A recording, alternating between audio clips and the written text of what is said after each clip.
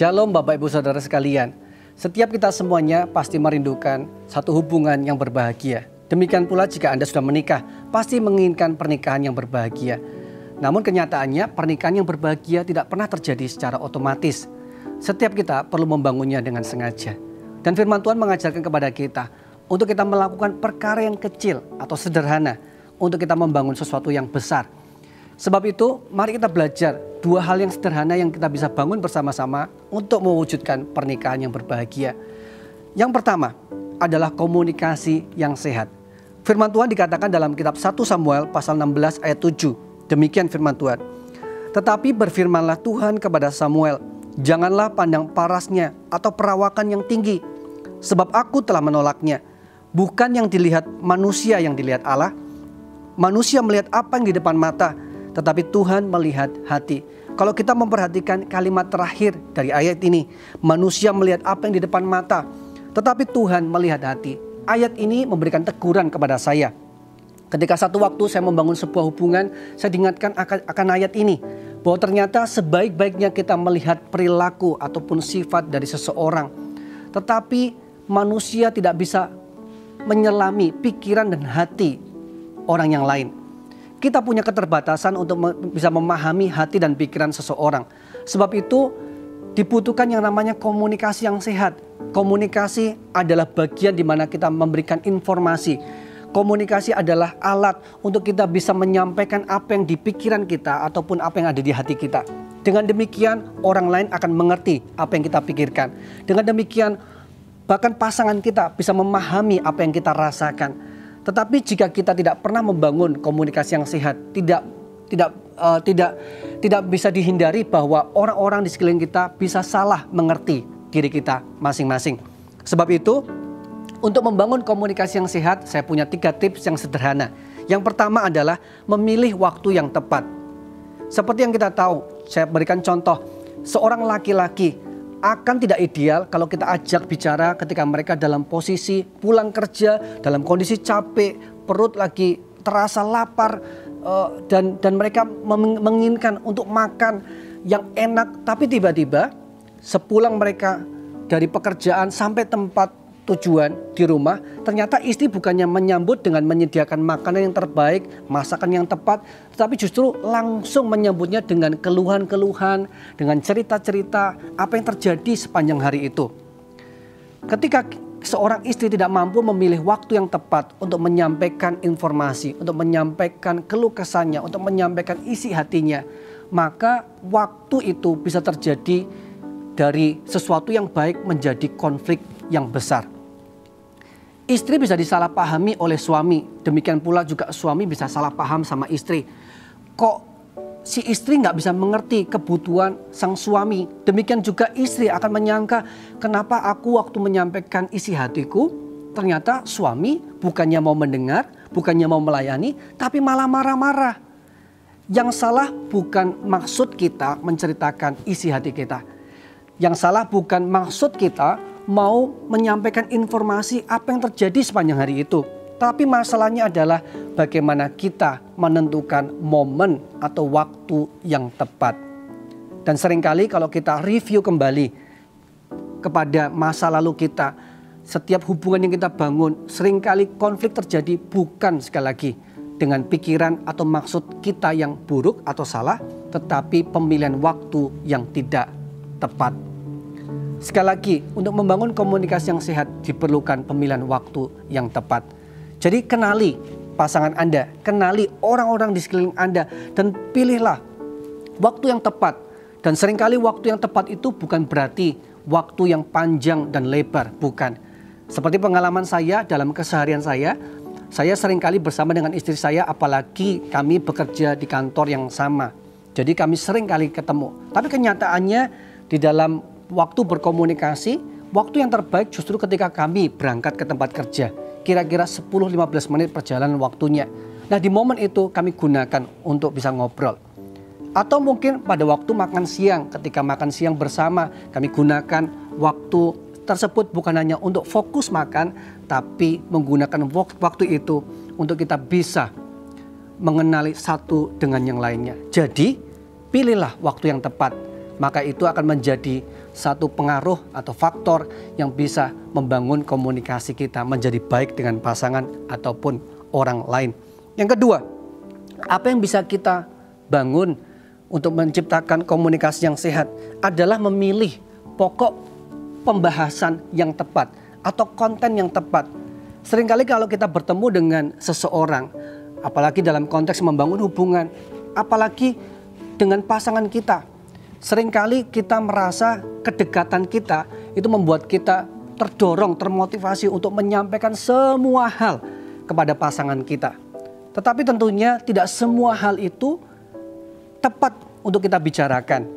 Seringkali di dalam pernikahan kondisinya berbeda di dalam masa pacaran ataupun pertemanan.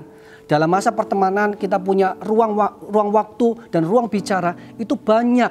Sehingga di dalam pertemanan kita bisa memilih pokok bahasan yang dari basa-basi, dari yang fun, dari yang gak penting kepada hal-hal yang penting. Tetapi kenyataannya di dalam pernikahan kita gak selalu bisa menggunakan segala waktu bahkan segala pokok bahasan untuk kita bicarakan dengan pasangan. Jadi dalam hal ini kita perlu bijaksana untuk memilih pokok bahasan tertentu. Bukan berarti melarang kita semuanya untuk kita bisa basa-basi atau kita bisa fun dengan pasangan kita. Tentunya kita harus balance. Tetapi maksud saya adalah kalau kita menyadari bahwa suami punya kesibukan, istri juga punya tingkat stresnya sendiri ketika menghadapi anak-anak, ketika menghadapi tanggung jawab di rumah yang membuat mereka stres. Maka di dalam waktu-waktu yang demikian kita tahu bahwa tidak semua hal bisa kita bicarakan dengan pasangan kita. Kita harus jeli. Kita harus memilih pokok bahasan mana yang tepat untuk dibicarakan. Saya berikan tips buat Anda. Pokok bahasan apa yang bisa kita bicarakan, sesuatu yang bisa menguntungkan pernikahan kita. Salah satunya adalah pokok bahasan yang tujuannya adalah bertambah pengenalan karakter, kepribadian pasangan kita. Bangunlah satu komunikasi yang secara sengaja membahas bagaimana karakter mereka kalau menghadapi masalah-masalah tertentu. Bagaimana kepribadian mereka ketika mereka menghadapi orang-orang tertentu. Atau situasi yang lagi mereka alami. Dengan Anda membahas hal yang demikian, maka konten pembicaraan Anda bukan sesuatu yang biasa saja, tetapi justru menambahkan pengenalan kita kepada pasangan kita. Komunikasi bukan hanya transfer informasi, tetapi menambahkan kekuatan di dalam hubungan kita. Tips yang berikutnya di dalam memilih konten pembicaraan adalah bicarakan sesuatu yang membangun pasangan kita. Saya suka dengan sebuah prinsip di dalam pernikahan yaitu cultivate. Kata cultivate itu berarti to bring the best out of you. Nah, berarti di dalam misi kehidupan atau pernikahan kita dimaksudkan hadir buat pasangan kita juga untuk membangun pasangan kita menjadi pribadi yang jauh lebih baik lagi. Nah, Anda bisa bayangkan kalau kita dalam komunikasi, kita terus mencari topik pembicaraan yang tujuannya membangun pasangan kita, bukan malah sebaliknya melemahkan pasangan kita. Maka saya percaya komunikasi yang seperti ini adalah komunikasi yang cenderung menjadi sehat. Yang ketiga, di dalam membangun komunikasi yang sehat, apa yang kita perlukan adalah memilih atau memberi respon yang tepat. Iya, pilihlah respon yang tepat. Contohnya, seorang suami punya kecenderungan kalau kita lagi ngobrol, dia mau eye to eye, dia mau supaya mata melihat mata, dia pasangannya fokus ketika suami sedang bicara. Ketika suami merasa tidak diperhatikan, ketika tidak terjadi eye contact, maka seringkali suami akan merasa tidak dihargai, tidak dihormati. Dan seringkali responnya adalah langsung ngomong, "Yang, kamu kok gak menghargai aku, kamu kok gak menghormati aku." Dan saya tahu bukan berarti Anda tidak menghormati. Kadang kita salah respon, kita salah menempatkan diri kita salah dalam memberikan gestur kita. Jadi dalam hal ini komunikasi yang sehat perlu juga dengan cara dibangun dengan memberikan yang namanya respon yang benar. Respon yang berikutnya selain fokus atau memberikan penghargaan lewat tatap matanya atau tatap wajahnya ketika berbicara adalah belajar untuk mendengar. Jadilah pendengar yang baik. Bukan hanya kepada istri tapi juga suami. Seringkali istri mungkin lebih mudah pendengar, tapi suami seringkali tantangannya adalah tidak menjadi pendengar yang baik. Saya hari ini menekankan kepada Anda, laki-laki, para suami dan bapak-bapak, Anda harus tahu seorang istri punya kebutuhan untuk menyampaikan informasi di dalam dirinya kepada orang lain dalam jumlah yang begitu banyak, punya kebutuhan yang lebih dominan daripada seorang suami. Saya percaya dengan demikian Tuhan menghendaki supaya seorang suami yang baik adalah seorang pendengar yang baik. Komunikasi bukan hanya adalah kesempatan untuk berbicara, tetapi juga kesempatan untuk mendengar. Jadi latihlah diri Anda untuk mendengarkan pasangan Anda. Kalau Anda merasa mungkin belum mampu mendengarkan berjam-jam, bukan berarti Anda menolak sepenuhnya. Anda bisa ngomong kepada pasangan Anda, yang boleh enggak kalau besok kita bicarakan lagi, yang boleh enggak kalau nanti nyambung lagi. Pada prinsipnya tujuan daripada komunikasi seperti saya katakan di awal tadi, menyampaikan apa yang di hati Anda kepada pasangan atau kepada orang lain, menyampaikan apa yang Anda pikirkan kepada orang lain sehingga orang lain menjadi tahu apa yang Anda rasakan dan pikirkan dan tahu bagaimana meresponi dengan tepat. Dengan demikian komunikasi yang seperti ini akan menjadi sehat dan menguntungkan hubungan Anda. Nah, hal yang kedua yang sederhana yang kita harus bangun untuk menciptakan suatu pernikahan yang berbahagia adalah kesepakatan. Mungkin Anda seringkali mendengar kata kesepakatan, tetapi sejujurnya tidak semua orang mempraktekkan yang namanya prinsip kesepakatan. Firman Tuhan mengajarkan kepada kita di dalam kitab Matius pasal 18 ayat 19. Demikian firman Tuhan. Dan lagi aku berkata kepadamu, jika dua orang daripadamu di dunia ini sepakat meminta apapun juga, permintaan mereka itu akan dikabulkan oleh Bapakku yang di sorga. Ayat ini jelas mengatakan bahwa kesepakatan dua orang itu penuh kuasa. Apa yang mereka minta akan dikabulkan oleh Bapa di sorga. Betapa luar biasanya. Nah, ternyata kesepakatan di dalam kehidupan kita, terlebih lagi dalam pernikahan, itu bisa menjadi keuntungan. Itu bisa menjadi powerful, penuh kuasa untuk mendatangkan sesuatu yang baik dalam kehidupan kita. Tetapi kenyataannya banyak hubungan, banyak pernikahan di mana pasangannya sukar untuk bersepakat. Sebelum saya jelaskan lebih lagi, kita perlu tahu definisi kesepakatan. Kesepakatan adalah satu keputusan bersama, dijalani bersama, apapun resikonya tidak saling menyalahkan. Sekali lagi, kesepakatan adalah satu keputusan bersama, dijalani bersama, apapun resikonya tidak saling menyalahkan. Kalau kita memperhatikan definisi ini, kita menyadari bahwa setiap Anda dengan saya, setiap pasangan harus belajar untuk melatih yang namanya kesepakatan. Kesepakatan tidak selalu dimulai dari dua pikiran yang sama. Kesepakatan tidak selalu dimulai dari dua perasaan yang sama. Seringkali malah di dalam kenyataannya sehari-hari, kita seringkali berbeda pikirannya dengan pasangan kita. Kita seringkali berbeda perasaannya dengan pasangan kita. Tetapi sekalipun demikian, sekalipun pikiran tidak dapat disatukan, bukan berarti keputusan tidak dapat disatukan.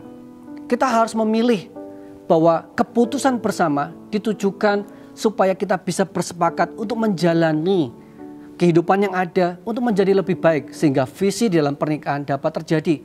Coba Anda bayangkan kalau kedua pasangan sama-sama kekeh, sama-sama keras di dalam keputusannya pribadi, dalam pikirannya masing-masing, maka tidak terjadi yang namanya kesepakatan.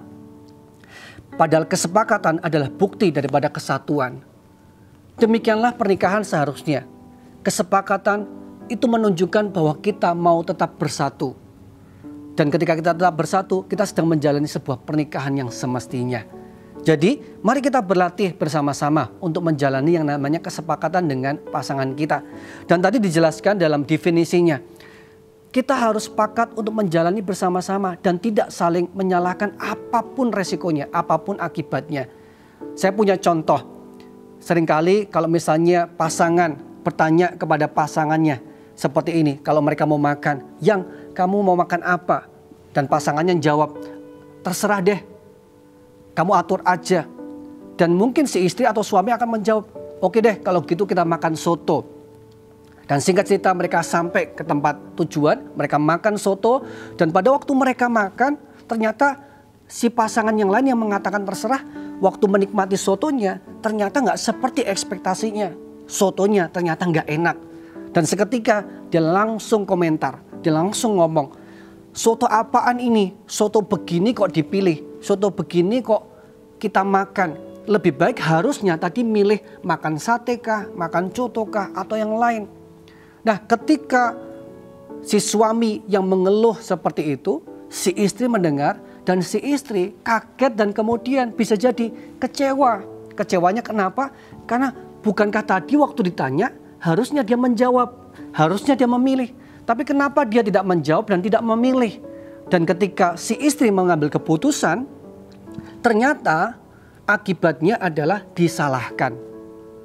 Nah, kesepakatan justru mengajarkan kita. Kalau kita belajar sekalipun pikirannya berbeda, seleranya tidak sama, perasaannya pun berbeda. Tapi kita harus belajar menjalaninya dengan satu keputusan bersama. Dan kemudian apapun resikonya ditanggung bersama tanpa saling menyalahkan. Kenapa kita perlu untuk tidak saling menyalahkan? Karena seringkali ketika kita saling menyalahkan, pada kesempatan berikutnya ketika istri ditanya, yang kamu mau makan apa? Maka dia tidak berani menjawab. Kenapa? Karena ada rasa trauma, ada rasa takut, ada rasa tidak aman. Karena pengalaman sebelumnya ketika dia memilih, justru dia dipersalahkan. Bapak Ibu Saudara sekalian, jika kita mempraktekkan kesepakatan di dalam hubungan yang kita bangun, terlebih di dalam pernikahan yang kita jalani, maka saya percaya banyak hal di dalam kehidupan kita akan menjadi lebih baik. Bahkan terutama janji Tuhan itu akan terjadi buat kehidupan kita. Dalam Matius 18 ayat 19 mengatakan ketika dua orang sepakat, dan dalam hal ini tidak ada definisinya apakah itu orang asing, apakah itu pasangan. Tetapi saya melihat berarti secara general, dua orang ini bisa siapa saja. Tetapi secara khusus kalau kita sudah menikah, berarti Anda ditakdirkan untuk belajar sepakat dengan pasangan Anda. Yang akibatnya apa yang Anda minta, maka Tuhan kabulkan. Doa saya, pernikahan Anda jadi berbahagia dengan dua hal ini. Pernikahan Anda dibangun, dimulai dari perkara kecil yang sederhana dengan cara seperti yang saya sampaikan tadi. Sampai jumpa di waktu berikutnya. Tuhan Yesus memberkati.